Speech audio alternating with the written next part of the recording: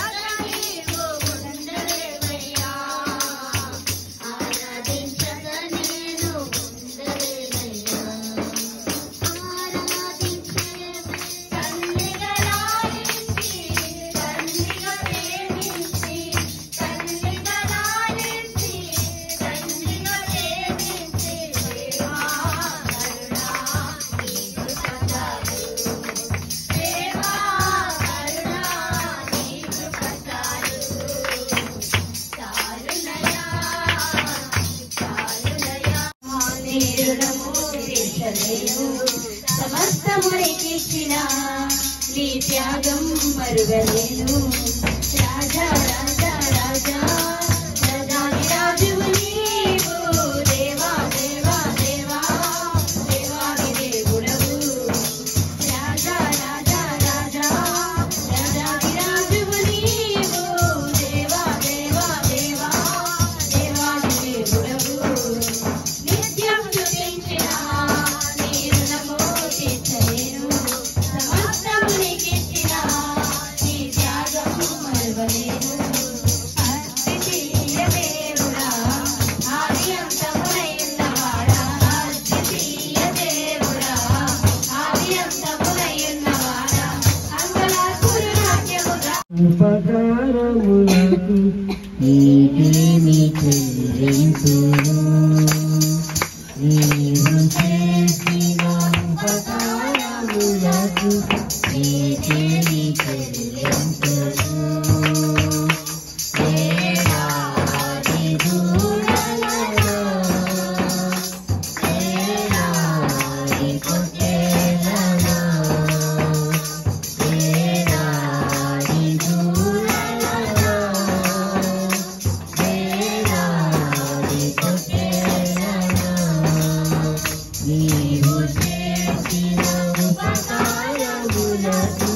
నీకేమి చెల్లింతును నీవు చేసిన ఉపకారములకు నీకేమి చెల్లింతును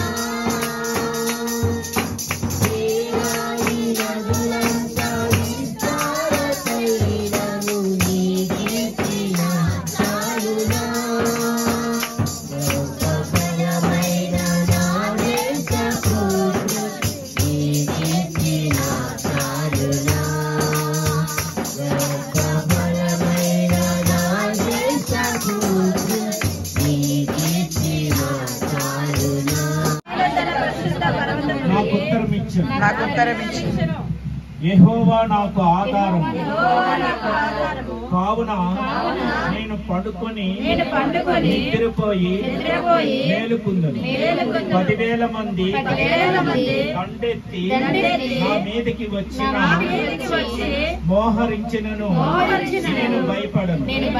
యెహోవా లెమ్ము, నా దేవా నన్ను రక్షించుము. నా శత్రువులందరినీ దవడ ఎముక మీద నీవే, దుష్టులు పళ్ళు విరగొట్టువాడువు నీవే. రక్షణ యెహోవాది, నీ ప్రజల మీదకి నీ ఆశీర్వాదం వచ్చునుగాక. దేవుడి వాక్యములు మన నిమిత్తమై దీవించిన గాక. 103వ కీర్తనలో 2 మాటలు చెప్పేసి ప్రాణమా యెహోవాను సన్నుతించుము, నా అంతరంగమునున్న సమస్తమా ఆయన పరిశుద్ధ నామమును సన్నుతించుము. దావీదు దేవునితో తన ప్రాణంతో చెప్తున్నాడు ఏమనంటే, నా ప్రాణమా యెహోవాను సన్నుతించుము, నా అంతరంగమునున్న సమస్తమా. ముఖ్యంగా మరి దావీదు చాలా గొప్పవాడు, రాజు. అయితే మొదటైతే దావీదు ఏ విధంగా కూడా ఆయన రాజుగా ఉండడానికి కానీ దేవుని స్తుతించడానికి కానీ యోగ్యత లేనటువంటి వ్యక్తి. మొట్టమొదటైతే ఒక గొర్రెలు కాసుకునే వ్యక్తి, గొర్రెల కాపరిగా ఉండేవాడు అనమాట దావీదు. అటువంటి వ్యక్తి ఆ గొర్రెలు కాస్తూ దేవుణ్ణి మాత్రం స్తుతిస్తూ ఉండేవాడు. ఆ అరణ్యములో అయినా ఎక్కడికి గొర్రెలు తీసుకెళ్లిపోయినా ఆ ప్రదేశాల్లో దావీదు దేవుని స్తుతిస్తూ ఉండేవాడు. తన ఎప్పుడు కూడా ఎక్కడ అన్నట్టుగా ఆశ కలిగి ఉండేవాడు. అలాగా మరి అక్కడ ఉన్నటువంటి వారు ఉన్నవండి. అలాగే నేను కూడా మరి యేసుక్రీస్తుని ప్రార్థన చేసుకునేవాడు. దేవుడు నా పట్ల గొప్ప ఉపకారం చేశాడు. అందుకే ఆయన మరవకుండా నాకు ఉద్యోగం వచ్చినప్పటికీ కూడా ఆయన మరవలేదు. ఆయన సంతనే ఆయన రక్షణ పొందుకొని ఆయన నామాన్ని గణపరిచే రీతిలో జీవిస్తున్నాం. మేము విశాఖపట్నంలో, నాకు మొట్టమొదట ఉద్యోగం విశాఖపట్నంలోనే వచ్చింది. ఇరిగేషన్ డిపార్ట్మెంట్ లో వచ్చింది. ఇరిగేషన్ డిపార్ట్మెంట్ లో ఒక క్లాస్ 4 ఉద్యోగిగా నేను జాయిన్ అయ్యాను.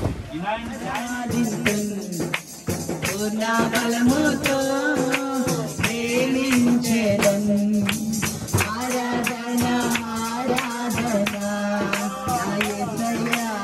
ఆరాధన ఆరాధన నా యేసయ్యా, ఆరాధన ఆరాధన నా యేసయ్యా, ఆరాధన ఆరాధన. ఎల్రోయి, ఎల్రోయి, నన్ను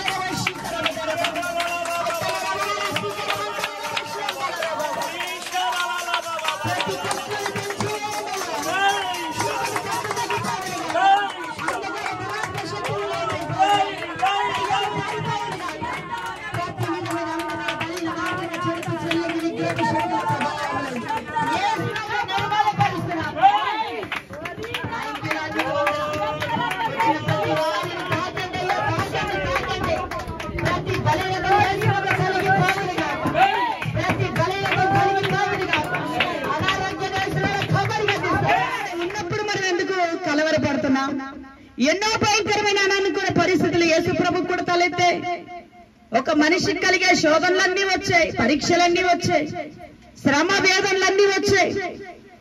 చూడండి, ఆయన ఎదుర్కొన్నట్టుగా ఏ మనుషుడు కూడా భూమి మీద ఎదుర్కోలేదు. దేవుడు అని చెప్పుకుంటున్న వారు ఎవరు కూడా ఎదుర్కోలేదు. ఆయన ఎదుర్కొన్నట్టుగా ఆయన శిలువ మరణమైన, ఆయన పొందిన గాయాలైన, ఆయన తిన్న భయంకరమైన మరి ఘోరమైన కొరడా దెబ్బలు, ముళ్ళ కిరీటము, అరచేతుల్లో కాళ్ళల్లో మేకుల గాయాలు, భయంకరమైన శిలువ భారాన్ని మోసుకుంటూ గోల్గొతా కొండ మీదకి ఎక్కి వెళ్ళడం, ఎంత భయంకరంగా దారులన్నీ కూడా రక్తముతో తడపబడ్డాయి. దేవునికి స్తోత్రం, హల్లెలూయా. అలాంటివి అందులో ఏ చిన్నది మనకు కలిగినా గానీ మనం ఏమైపోతాం, ఉన్న పాటన కూడా విశ్వాసం వీగిపోతాం. విశ్వాసంలో అయ్యే బాబోయ్ దేవుడేంటని పారిపోతాం మనం. కానీ యేసు ప్రభు కలిగిన ధైర్యం ఏంటంటే, నన్ను పంపినవాడు నాకు తోడుగా ఉన్నాడు కాబట్టి ఆయనకి ఇష్టమైన ప్రతి కార్యం నేను చేస్తాను. దేవునికి స్తోత్రం. ఈ అంత్య దినాల్లో ప్రతి క్రైస్తవుల మీద కూడా దాడి జరుగుతుంది. మనుషుల దాడి అయినప్పటికీ, ఆకాశవాయువుల్లో పనిచేసే కనపడని దురాత్మల సమూహంలో దాడి అయినప్పటికీ కూడా క్రైస్తవుల మీద, దేవుని ప్రజల మీద, దేవుని విశ్వసించుతున్న వారి మీద, నూతనంగా దేవుని తెలుసుకుంటున్న వారి మీద ఎన్నో శత్రు దాడులు జరుగుతూ ఉన్నాయి. అయితే వాటన్నిటికీ కూడా వీగిపోయే అనుభవము దేవుని బిడ్డలలో ఉండకూడదు. ఎందుకంటే మనల్ని పిలుచుకున్న దేవుడు నమ్మదగిన వాడు. దేవునికి స్తోత్రం, హల్లెలూయా. మనల్ని పిలుచుకున్న మానవ నిమిత్త మాత్రుడు కాదు, మన పరలోకపు తండ్రి మనల్ని పిలుచుకున్నాడు. మనల్ని పిలిచిన దేవుడు నమ్మదగిన వాడు. మనల్ని ప్రేమిస్తున్న దేవుడు నేటికి సజీవుడై ఉన్నాడు. దేవునికి స్తోత్రం, హల్లెలూయా, హల్లెలూయా. ఆయనకి ఇష్టమైన ప్రతి కార్యం నేను చేస్తాను. ఆయనకి ఇష్టమైతే ప్రతి శోధన నేను ఎదుర్కొంటా. ఆయనకి ఇష్టమైతే నా జీవితంలో ఎంత ఘోరమైన శ్రమలైనా, నేను దెబ్బలైనా నేను పడతాను అని ఒక తీర్మానం తీసుకోవాలి. ఎందుకంటే అంత్య దినాల్లో భయంకరంగా పోరాటాలు జరుగుతాయి. మనుషుల మీదకి మనుషులు, రాజ్యాల మీదకి రాజ్యాలు, నీ తోటి వారే, నీ పక్క వారే, నీ ప్రేమించిన ప్రియులే, నీ ఇంట్లో ఉన్న రక్త సంబంధికులే నీ మీదకి లేచే అనుభవాలు వస్తాయి. అయినప్పటికీ కూడా కలవరపడొద్దు. ఎందుకనంటే మనల్ని పంపిన దేవుడు మనకు తోడై ఉన్నాడు. దేవునికి స్తోత్రం. ప్రభువా, ఈ పరీక్ష నీకు ఇష్టమైతే, ఈ శోధన నీకు ఇష్టమైతే, ఈ శ్రమ నా జీవితంలో నీకు ఇష్టమైతే, నీకు ఇష్టమైన కార్యం నేను ఎల్లప్పుడూ చేస్తా. దేవునికి స్తోత్రం, హల్లెలూయా. యేసు ప్రభు పక్కనే తిరుగుతున్నారు శిష్యులు. ఒక దినాన అందరూ కూడా ప్రార్థన అంతా ముగించుకొని పడవ ప్రయాణం చేస్తా ఉన్నారు సముద్రంలో. పడవ ప్రయాణం చేస్తా ఉంటే అక్కడ ఏం జరిగిందంటే, చూడండి, మత్తయి సువార్తలో, మత్తయి సువార్త 8వ అధ్యాయం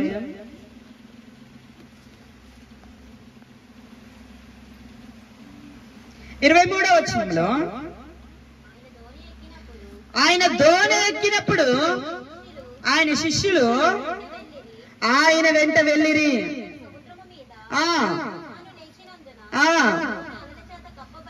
తుఫాను లేచినందున దోణి అలల చేత కప్పబడెను. అప్పుడు ఆయన నిద్రించుచుండగా మమ్ముని రక్షించమని చెప్పి ఆయనను లేపిరి. చాలండి. దేవునికి స్తోత్రం, హల్లెలూయా. ఒక తీర్మానం తీసుకొని ప్రభువుని నమ్ముకున్నాం, ఆశ్రయించాం, ప్రభువుని కలిగి ఉన్నాం మనం.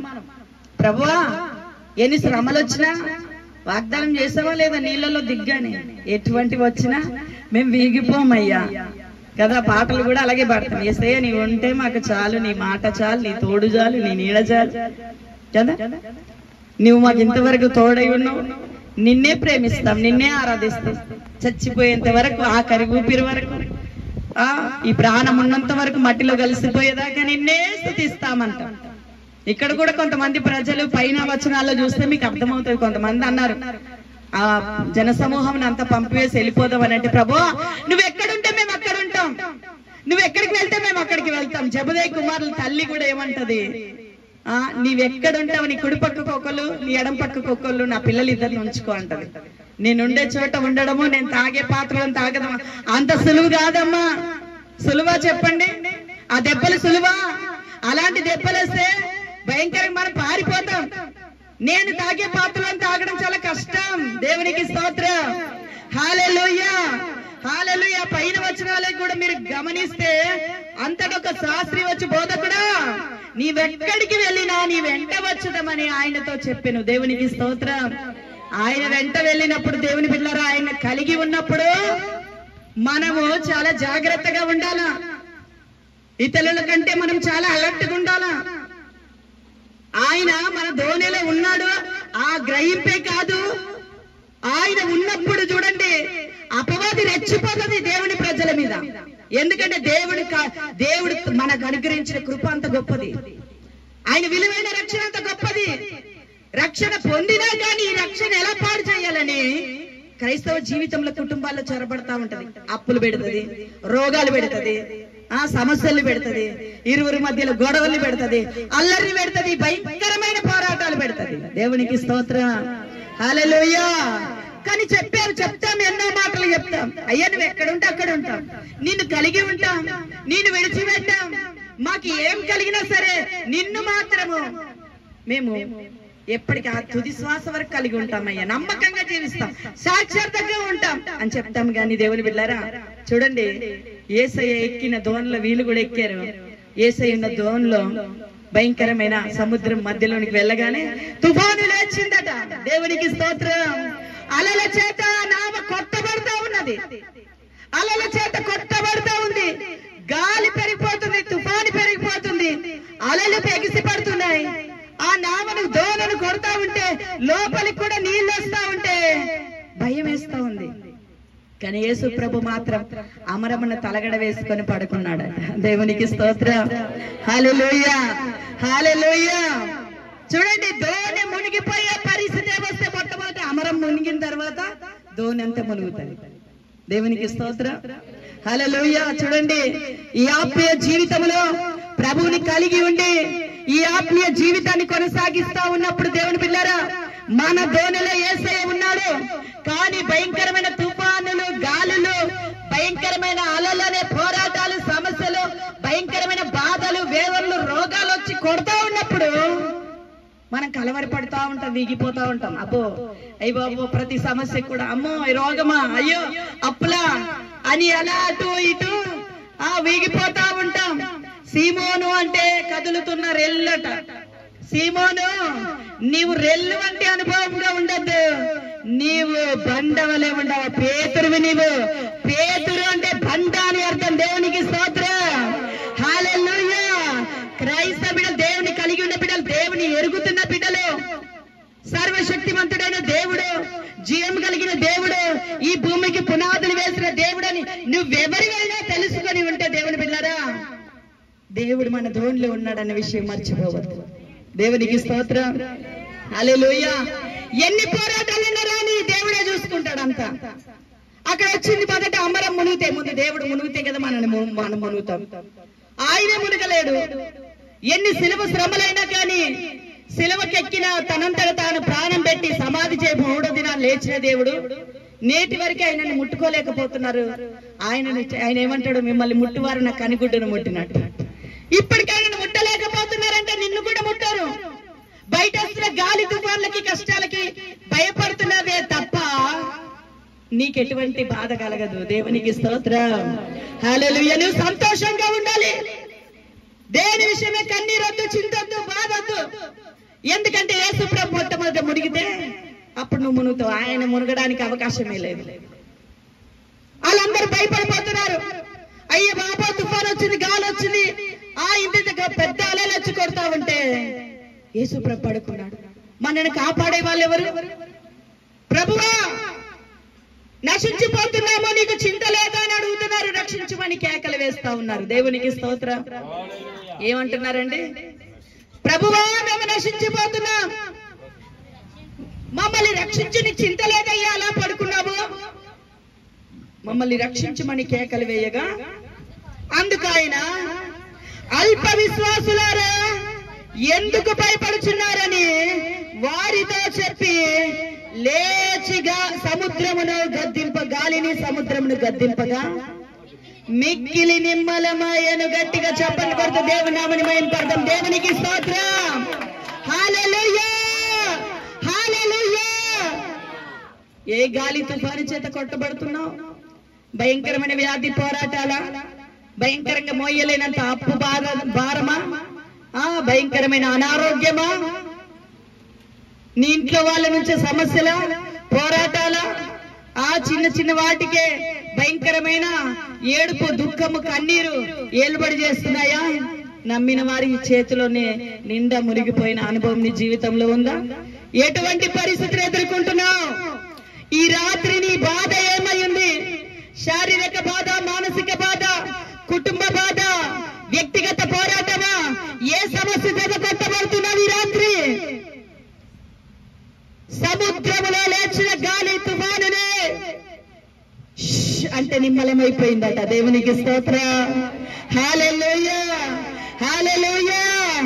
ఆయన సంచరించుచున్న దినాల్లో భయంకరమైన వ్యాధులు, సమస్యలు, పోరాటాలు మంచంతో దింపారు. ఒక్క మాట మాట్లాడి అనేకుల్ని బాగు చేసిన దేవుడు, మన మధ్యలో సంచరిస్తున్న దేవుడు నజరేయుడైన యేసుక్రీస్తు. దేవునికి స్తోత్రం. ఈ రాత్రి నీ కుటుంబంలో లేచిన శ్రమను దేవుడు గద్దిస్తా ఉన్నాడు. నీ వ్యక్తిగత జీవితంలో దేవులో లేచిన వ్యాధిని గద్దిస్తా ఉన్నాడు. నీ వ్యక్తిగత పోరాటాలను, అప్పు బంధకాలను యేసయ్య గద్దిస్తా ఉన్నాడు. ఈ రాత్రి నీ జీవితంలో గొప్ప విడుదలను దేవుడు అనుగ్రహించబోతున్నాడు.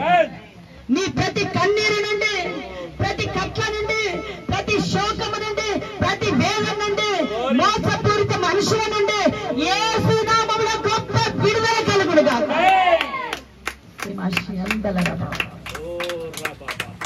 అది ఎంత పెద్ద సమస్య అయినా మనుషులు తీర్చలేదేమో కానీ ఈ రాత్రి నీ విషయమే ప్రభు కదలబోతున్నాడు.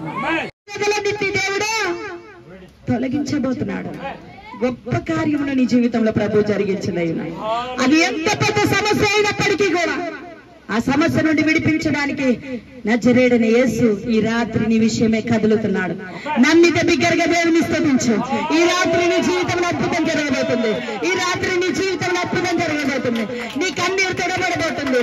నీ పిల్లల విషయంలో పడుతున్న చింత నుండి ప్రభు వాటన్నిటి నుండి దేవుడు నిన్ను విడిపించబోతున్నాడు.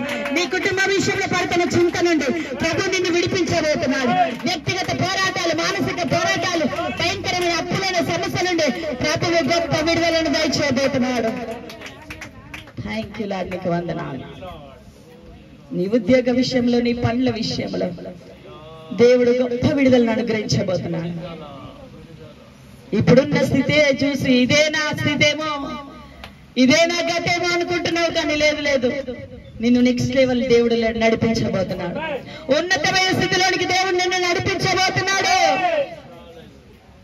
గాలి తుఫాను వచ్చింది కానీ అది శిష్యులకు అది మంచిగా మేలుగానే మారిపోయింది. ఎందుకంటే దేవుని యొక్క మహిమను మరింతగా తెలుసుకోవడానికి అవకాశం దొరికింది. నడి సముద్రములో భయంకరమైన గాలి తుఫాను లేచినప్పుడు దేవుడు తోడుగా ఉండి ప్రజలందరినీ రక్షించిన రీతిగా ఇదిగో నడి సముద్రంలో ఉన్నట్టుగా ఉందా నీ పరిస్థితి? భయంకరమైన తుఫాను అలల చేత కొట్టబడుతున్నట్టుగా ఉందా? అయ్య బాబా, నేను ఇందులో నుంచి బయటకు రాలేకపోతున్నానే, నేను విడిపించబడతానా? నేను ఎప్పుడైనా బాగుపడతానా? నా జీవితం బాగుపడతానా? నాకు ఒక ఉద్యోగం దొరుకుతుందా? నేను ఒక ఇంటిని కట్టుకోగలనా? నాకు పిల్లలు కలుగుతారా? లేదంటే నాకు ధనం నుండి విడుదల పొందుతానా? ఆర్థికపరమైన లోటు నుంచి విడుదల పొందుతానా? అప్పు బాధల నుండి విడుదల పొందుతానా? ఎన్నో రకరకాలైన ప్రశ్నలు నీ జీవితంలో తలెత్తుతున్నాయేమో, ఈ రాత్రి వాటన్నిటి నుండి దేవుడు గొప్ప విడుదల అనుగ్రహించబోతున్నాడు. గొప్పగా వాటన్నిటి గద్దించి నీ జీవితంలో నుండి క్రమక్రమేణ వాటన్నిటిని తొలగించబోతుండగా ప్రతి ఒక్కరి హృదయాలు తెరిచి దేవుని వైపు చూద్దాం. థ్యాంక్ యూ లార్డ్, నీకు వందనాలు. పండగలతో ఉన్నారు, గొప్ప విడుదల ప్రకటిస్తున్నారు. యేసునామములో గొప్ప విడుదల ప్రకటిస్తున్నారు. ప్రతి కన్నీరు తొలగబడును గాక, ప్రతి విధమైన కట్లు తెంచబడును గాక. థ్యాంక్ యూ లార్డ్, నీకు వందనాలు. ప్రతి కార్యమును సఫలము చేసే దేవుడు, ఇదిగో ఈ రాత్రి నీ పని విషయంలో పని జరిగించుడు దేవుడు నీతో కూడా ఉండబోతున్నానని మాట్లాడుతున్నాడు. నీ పని విషయంలో దేవుడు అద్భుతం చేయబోతున్నాడు. నీకు కలిగిన ఆ పనిని బట్టి దేవుడు నిన్ను దీవించబోతున్నాడు. నువ్వు ప్రారంభించబోతున్న ఆ పని విషయంలో దేవుడు అద్భుతం చేయబోతున్నాడు. థ్యాంక్ యూ లార్డ్, నీకు వందనాలు. ఈ రాత్రి నాయన ఈ ప్రాంతంలో మీరు కదులుతున్నారు, వందనాలయ్యా. ఈ ప్రాంతం అంతటిని మీరు దర్శిస్తున్నారు, వందనాలయ్యా. ప్రతి బిడ్డను తాకండి, బలపరచండి, గొప్ప కార్యాలు జరిగించండి. నీ బలమైన మాత్రమైన హస్తాన్ని ఇక్కడున్న ప్రతి బిడ్డ వైపు చాపండి అయ్యా. అయ్యా నాయన, నీ సన్నిధికి చోటిచ్చిన ఈ కుటుంబస్తులు ప్రత్యేకమైన రీతిలో దీవించండి. కూడి ఉన్న ప్రతి ఒక్కరిని కూడా మీరు దీవించమని ఈ రాత్రి జరిగిన అయ్యా తండ్రి ఈ ప్రార్థనని నాయన మీ పాద సన్నిధికి చేర్చుకొని ఇక్కడ కూడి ఉన్న ప్రతి బిడ్డ జీవితంలో అద్భుతాన్ని జరిగించి నీ నామాన్ని ఘనపరచుకోమని మహిమనందుకోమని యేసయ్య నామమున నడుచున్న పరలోకపు తండ్రి ఆమేన్. యేసు రక్తమే జయం, శిలువ రక్తమే జయం, ప్రభు సంపూర్ణ విజయం కలుగును గాక. అపవాది క్రియలకు అనంత నాశనం కలుగును గాక. ఆమేన్. హల్లెలూయా, హల్లెలూయా, హల్లెలూయా, హల్లెలూయా, హల్లెలూయా. మన తండ్రి అయిన దేవుని ప్రేమ, కుమారుడైన యేసుక్రీస్తు వారి కృప, పరిశుద్ధాత్మ దేవుని అన్యోన్య సహవాసం ఇప్పుడు ఎల్లప్పుడూ సదాకాలం మనందరికి తోడే ఉండి నడిపించును గాక. ఆమేన్, ఆమేన్, ఆమేన్. అందరికి వందనాలు. Praise the lord.